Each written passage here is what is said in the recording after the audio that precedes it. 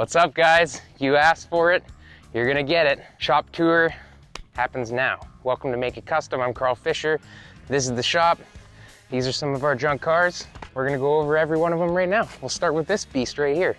This is a 1971 GMC flat nose cab over. It's a project I've just been collecting parts for. It had a gigantic gas V8 in it. I think it's like a 637 gas V8. The whole chassis was 5 ton. We bought the truck hoping that we could sell the chassis for what I paid for the truck. Worked out really sweet because that's exactly what I did. I even asked the guy if I could use his forklift to pull the cab off, and I sold the chassis from his property so I didn't have to move it. But this is one I've been wanting to do for a really long time. I'll show you why. I want to do a wedge deck cab over car hauler, hot rod hauler with this thing. This extension is what makes it a fire truck. This is where the guys would hang out in the back. Got the backrest still in here, kind of huddle up. A couple of firemen, I guess. If you're local, you might know Campbell River. It's on Vancouver Island. This was Campbell River's fire truck for a lot of years, and it didn't see much action. I think the odometer has 16,000 miles on it. Maybe it's even less. We might have to check that. But I was really excited to get this truck. It has been sitting at a U-blast sandblasting place for ever since I can remember, like since I was a little kid going to sandblast go-kart parts. This thing was sitting there, and whoever owned it forgot about it, left it, and it became the sandblaster's property. So he sold it to me many, many years later. Here is the violation book from Campbell River Fire Department. This is number 51, so it looks like through the whole service of this truck, they only wrote 50 tickets. Anyway, it's a super cool truck. I've got a 1-ton chassis for it. I've got a big block on propane for it. I've got a winch for it. It's kind of been on the back burner, and any parts that I could get, I've been collecting. We're gonna get to this at some point, but that's the fire truck. It was actually gonna be a tow truck, and they never finished converting it. You can almost see Silverbird Towing Enterprises. I guess a long time ago they were gonna make it a tow truck. Never ended up being a tow truck though, but has all the cool lights. In here is another project. This is a 1964 Impala chopped custom. My first ever Torchman barbecue, which is a local hot rod club.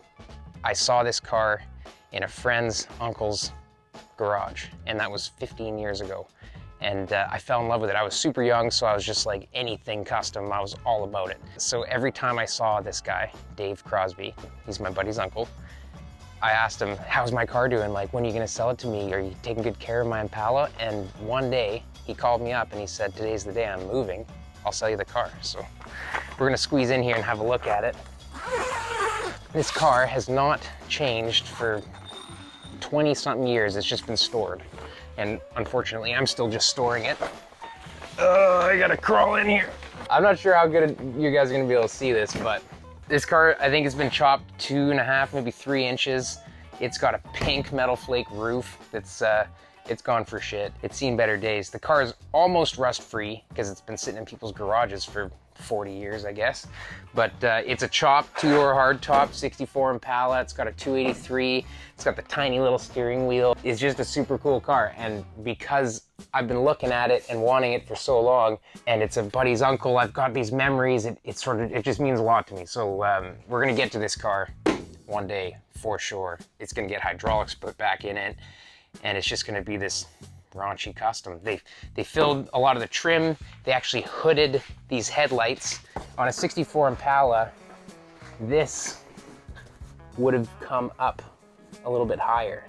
So they extended the hood and they extended the fender to sort of eyelid the headlights. It's a bit of a custom touch. The hood on this thing, near as I can tell, I wondered, what did they do to this hood? And why is there a weird window in the top of this hood? So this hood, this weird window, I thought, what are they doing here? Are they gonna put plexiglass? Are they gonna make a hole? And then it dawned on me. They welded the door of a gas pump onto this hood. This part, I do not like, I do not approve. I will be removing this hood and fitting on a stock hood and rehooding it for the headlights, but the whole gas pump door doesn't fly with me. But other than that, there's the Impala. Let's go have a look at the rest of the projects. Okay, that was the Impala. If you've been with us for a couple videos, obviously, this is our van.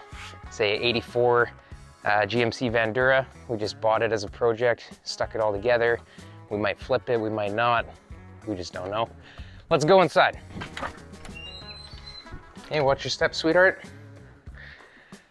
Okay, here's the office. My sweetheart, Christina, this is where she usually spends her time. We eat lunch, that kind of thing, ship orders. A little display cabinet here.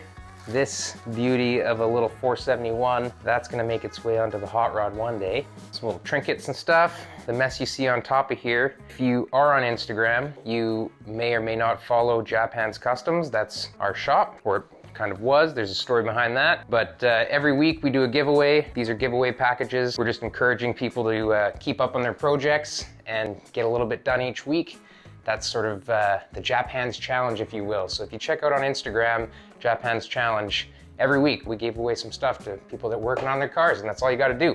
Got some nice photographs that Christina took. Got my, my Jimmy Shine Award of Excellence. I was honored to get that from Jimmy at one of our car shows. Here's the shop. We got, I think, 2,500 square foot of floor space here to do work. So I guess we'll look at the cars first, and then maybe we'll look at some tools. So this is Christina's Cadillac. She's owned this car longer than she's owned me, 12 years or so. We haven't touched it until we started doing the body drop. We've got big plans for it. She's got a gold metal flake frame. We're gonna put it on hydraulics. It's getting body dropped. We're gonna do small block motor and transmission. It's gonna be very custom, so keep up with us on this one. I'm really excited to get that done. As we move on, more cars.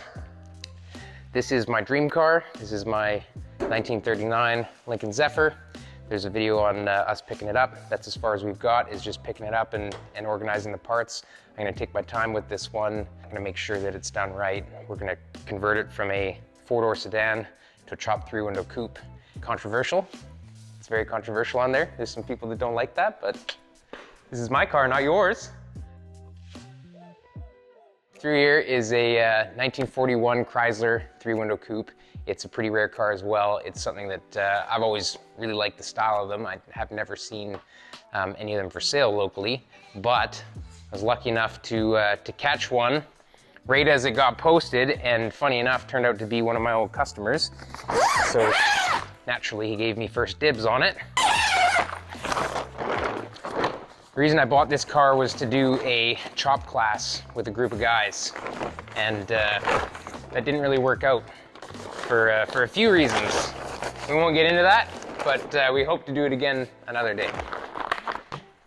His and hers mini bikes. This is Christina's Z50. This is my little mini trail. We've got a bunch of mini bikes. We're kind of all about the mini bikes, man. We have more fun in mini bikes than we do with cars, if you can believe that. Yeah, so this car is destined to get a little bit of a chop. It's gonna be a little bit of a custom. It's in beautiful shape. Probably gonna get some flack for talking about cutting this up because it's a pretty rare car, but it's relatively incomplete. So if that helps you sleep at night, I'm missing a ton of parts when I bought it. Yeah, I think it'll look sweet with a 4-inch chop, custom grille, maybe some extended fenders. Right here, this is a 1931 Model A Roadster. Done a ton of custom work on this car. The body was very shot. There was not a lot left. The inner structure was gone. The car was crooked. It had seen better days. So this is for a client in California. He wanted something pretty custom. So all the inner structure is handmade. The whole floor is handmade.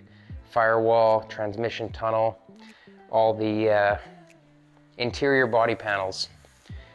It is a rumble seat car. Made custom trunk, you know, custom inside panels here, wheel wells. Even the hinges for the rumble seat are all custom because the inner structure is all custom. We're gonna keep doing some work on this car. It has been sitting for a little bit. that's it for the projects. Maybe I'll talk a little bit about the tools. I get a lot of questions from you guys about the tools, and what I can say about tools, I'm a tool guy, I love tools, and anytime you find a good deal on a good quality tool, just buy it. Rather than spending cheap money on something from China that is more or less the same price as a used quality made tool, always go for the used quality made tool. All the old school tools from the 60s and the 70s, I'm talking drill presses, brakes, lathes, all that kind of stuff, they are what I would call infinitely rebuildable, meaning that they will last you your whole life if you take care of them. And if you need parts for them, and you can either buy the parts or you can make the parts. There's a lot of vintage tool support out there. So I buy a lot of used equipment just because if you go to yard sales, estate sales, if you go, you just keep your ear to the ground on any of the classifieds, you'll find good deals. And I would not be able to do what I do without buying used equipment. The equipment that I've collected over the years would not be affordable if I had to buy it all brand new. Here's a cool one. I don't use this a lot, but this built a lot of cars. This is sort of the grandfather to the CNC machine. You actually bolt a pattern right here. I'm just gonna quickly grab one just to show you. Oh, excuse me, sweetheart. So this machine is it's a shape cutting machine. So it runs on oxyacetylene, and contrary to popular belief, oxyacetylene does do beautiful cuts. If you're just hand doing it and you see guys in movies like, what's that one I always made fun of? I think it was an Iron Man movie where Mickey Rourke was making these crazy arm whipping gnarly things, and the montage of him building it is just him with a torch just melting steel. That's not how it works, guys. Anyway, this is just a pattern. Say you wanted this shape, this outside shape. This is just a tab bracket for 4-link suspension or whatever. So you would bolt it right to here. And then this is our torch head. So it's got a magnetic driver, and it drives itself around this pattern, and it'll cut it out of the steel. So I've made a ton of stuff with this. I still actually use it for thick metal that my plasma cutter can't cut. Say if I was gonna do some really thick stuff for a steel hammer form, I would still use this machine. I would just set it up to do a couple of things. I've got the CNC plasma now, but it's still an amazing machine. As a garage person, if you are not doing production stuff, like if I need to make 4 of something or 10 of something, this thing's still relevant. Yeah, that's a cool machine that I've had for a lot of years, and I'll probably never sell that one. Welders, obviously. We've got the tube bender. We've got a couple of, we've got the sheet metal brake, sheet metal roller, sheet metal shear. I was lucky enough to get these as a package, again, from a friend of a friend kind of thing. Always keeping my ear to the ground on that. Since we're standing right next to it, this is my, I think, is it a Takara? It's my barber chair. It's where I sit and think and look at stuff. It's something I saved from scrap, or somebody saved it from scrap and charged me a little more than scrap for it. One day we'll maybe get our hair cut in that. Hydraulic shear, you use that all the time. This is a CNC plasma cutter. Again, I bought it used. This is 10 years old. I love this machine because, number one, it's 10 years old and it's modular. I can buy every single piece that this thing ever needs to be fixed. All I've had to do to it is put new bearings on it and run some new software. The computer itself that runs this machine, it's such an old operating system, Mach 3, which is still relevant. People still use Mach 3 for CNC control. I'm pretty sure the computer was like 40 bucks. It's nothing. The expensive part of this CNC machine is the actual plasma cutter. They're 4 or 5 grand for a good plasma, but I cut all sorts of stuff out with it, and it works really well. Like, check this out. This is 1/2-inch steel. This is going to be the base for a tattoo stand for a friend, and look at the finish on that. Anyway, this machine literally changed my life. I cut everything out with a torch or a grinder or whatever before that. Here is my sort of hammer dolly stand. If I gotta hammer some sheet metal, everything's here to do it. I got my hammers, I've got dollies, I got stakes. I'm not saying that you need all these things. but just start collecting them when you see them.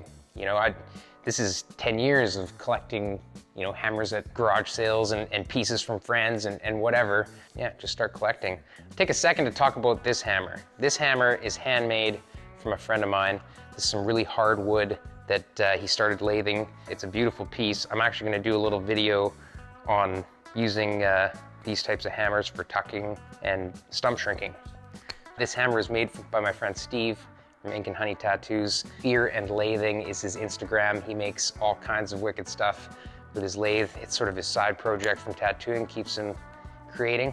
And thank you, Steve. It's a really great hammer. All right. Another guy was asking about my press brake. This is my press, just a 45-ton hydraulic press. Not a super expensive piece by any means, but the press brake attachment is something that I'd always wanted to have, to be able to bend metal that's thick, you know, thicker than sheet metal. You kind of need a press brake. I know Swag Off Road sells some cool kits. I was looking at their stuff before I decided to build this one. I lucked out and I found someone selling the dies, the top die. These are what the dies look like. You know, this is what they call a gooseneck die. If you can buy these dies, that's the expensive part. This is a four-sided bottom die so that you can do different thicknesses of metal in that press brake. This is a gooseneck die so that you can do a double break. You'd be able to actually break a piece of metal that has a 90 and then another 90 quite close to it. I use this machine all the time. I built this press brake attachment. It's got a slot that the tab of this top die slips into. And the way I've done that is just 3 pieces of plate, and the center piece of plate is a little bit shorter, so that this was before I had a milling machine. A milling machine could just make that slot, but sometimes you gotta improvise. Anyway, that's the press brake. Here's a Kirkus lathe. This is the Australian version of a South Bend lathe. Believe it or not, this was $100.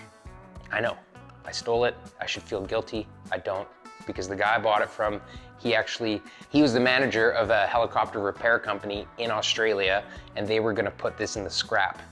So he threw it in his container as he was moving to BC, and he was happy to pass it along. And believe me, the guy didn't need the money, so $100, score.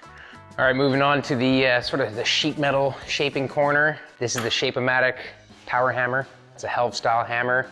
There is a video that goes a little bit more into depth on me using it and what it's all about. Great machine, designed by a great guy, Christian Sosa, Sosa Metalworks. Check him out. Here is my English wheel. You know, I'm just gonna say this for a quick second. I don't typically get machines until I really need them, or build machines until I really need them. My first chop on the first car that I ever did wheeled sail panels on. I've chopped trucks and stuff where you don't need to use a wheel to make any custom panels. I built this out of necessity because I needed to make the sail panels for a 54 Chevy that I'd chopped. So I actually used Harbor Freight or Princess Auto, depends whether or not you live in Canada or the US. I used one of their English wheels, which is pretty flexible. The frame was had a lot of deflection. They're not really great unless you strengthen them up.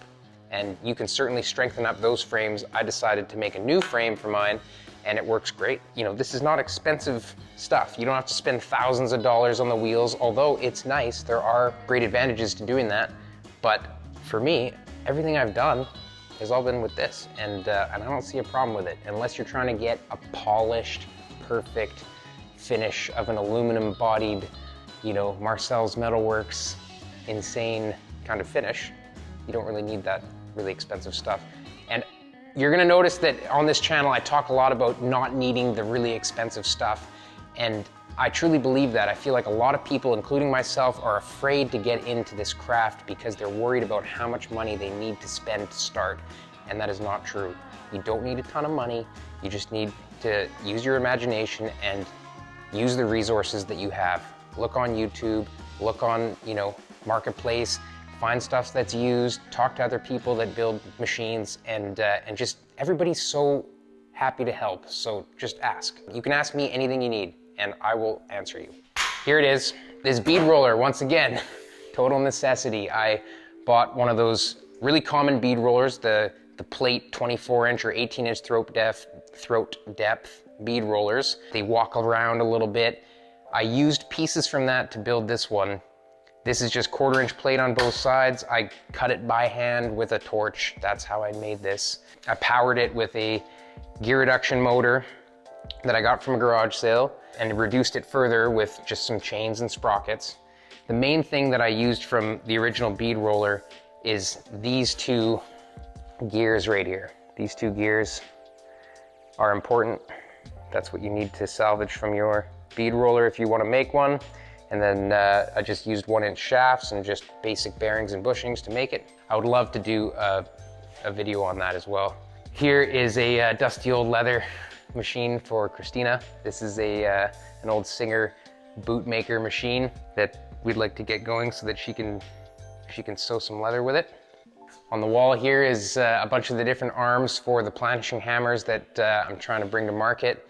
A lot of you guys are asking about that. Next week I'm going to drop a video letting you know exactly how you can get in on our first run of the planishing hammers, because that is happening. Here's that hood that we've been working on a little bit. I've got a corner notcher, and over there is just a roller, like a tube roller if you want to do a slow radius. It's got 3 different wheels on it, and it clamps it so that you can do a slow radius.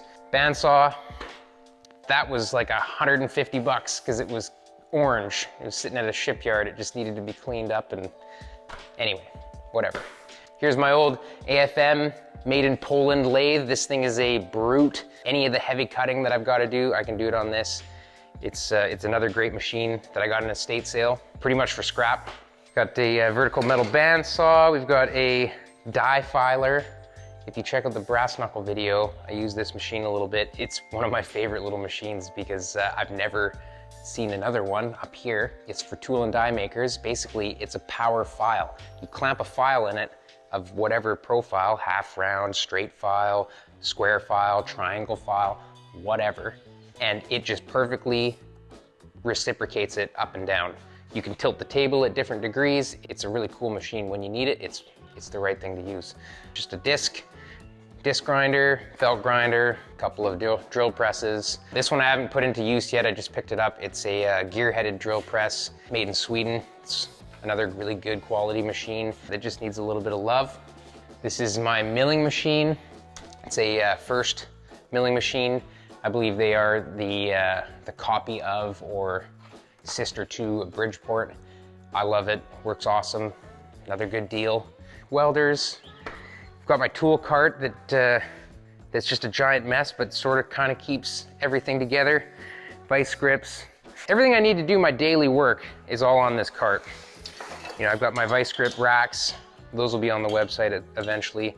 Air tool racks. Kind of houses all the dirty stuff that I need to get her done. So, not sure what else to show you guys. That's pretty much it. I hope you enjoyed the shop tour. I hope that I covered any of the questions that you guys have been answering about what's kind of going on in here and what tools I use to do my work. So thank you everybody for sticking with us on Make It Kustom. I noticed a ton of new growth. I just want to thank everybody for all the comments, all the love. It's amazing, and all the hate. If you thumbs down the video, that's your opinion, and we love it too. So give me your feedback. It's all good feedback, whether it's good or bad. And thanks for watching Make It Kustom, everybody. Before I go, I just want to mention another channel. This Old Hot Rod, Mike over there. He was our first sponsor to support the Japhands Challenge. This is before we even had YouTube. He's building a 34 Ford, really cool old school hot rod. He's bringing it back to life, and he's doing a really great job of it, and he's a really great guy. So if you like 34 Ford chopped hot rods that are old school traditional, that's what his show's all about. Check him out on This Old Hot Rod. So thanks everybody for watching Make It Kustom. Have a great week. I hope you enjoyed the little shop tour and the project plans. Don't forget to like, click subscribe, hit notifications. We're here twice a week. Tell your friends. We'll see you on the next one. Thanks a lot, everybody. Have a great day.